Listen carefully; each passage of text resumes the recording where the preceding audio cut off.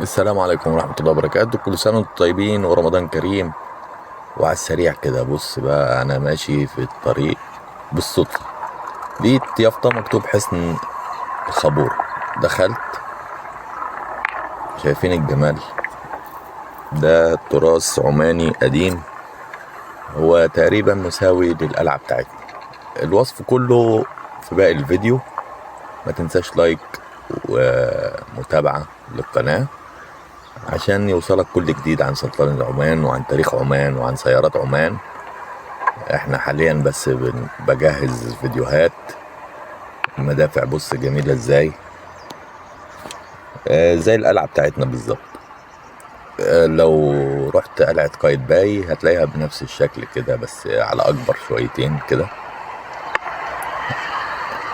مجهزين لهم كراسي وبتاع. بعد كده اكتشفت ان هي في مطاعم واخدة المكان، بتستغله بالليل. المكان كله مجانا والدخول مجانا، ومحدش بيقول لك ممنوع التصوير، محدش يقول لك ما تركنش هنا. بتركن في اي حته بتعجبك. حالا اوريكم الركنه المجانيه. اهو بص بقى المكان، تركن عربيتك في الضله وقدامك البحر على طول. نركن ونشوف الفيديو. بص يا جماعه، الادب و اقول لكم ايه، الناس دي يعني عندها مبادئ غريبه، يعني مش موجوده في اي حته تاني. مش هقول بلد معينه.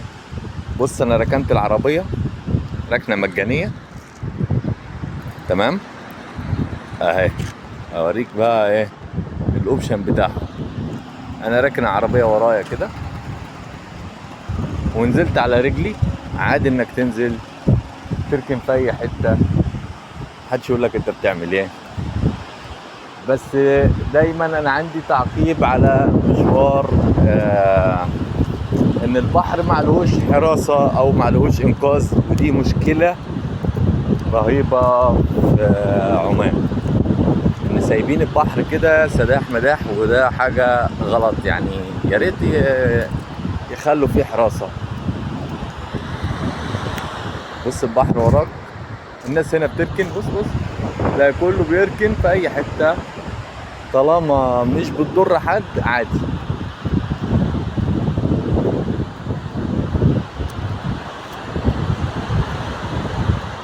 منظر رهيب. البحر فظيع، يدعو للانحراف بصراحه. هوريكم القلعه دي بقى. دي قلعه الخابوره. هو مكان كده اثري، بص على البحر على طول، يعني زي قلعه محمد قايتباي عندنا، تمام. نفس الفكر يعني تقريبا. بص القلعه هي مقفوله، بس هنا عامل لك تند وكراسي ومظلات وبتاع، بحيث انك تقعد براحتك. آه،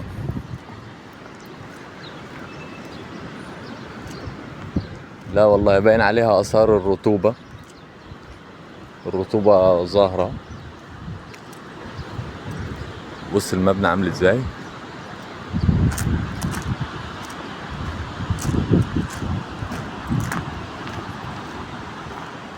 مدفع رمضان اهو.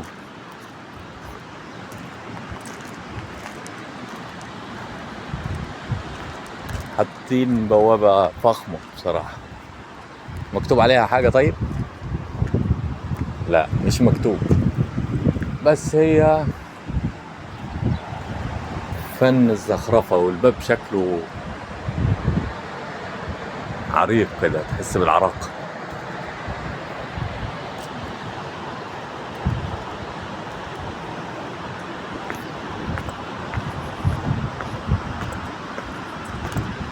مدفع مين ده يا عم؟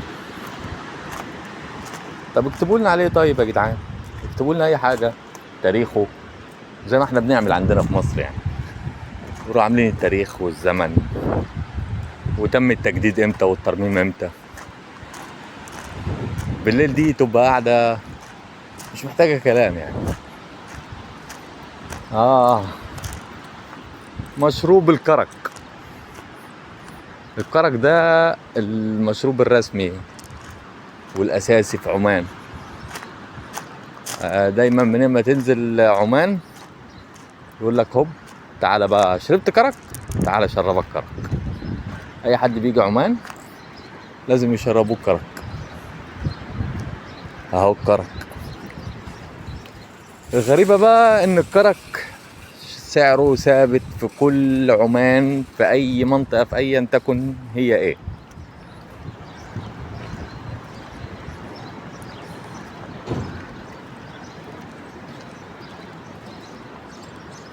وادي القلعة الظاهر في قاعدة فوق يعني.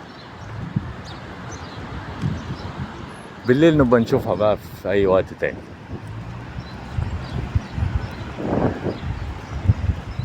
ملاحظاتي كده للقلعة ان هي مفتقدة التاريخ، مش مكتوب عليها تاريخ.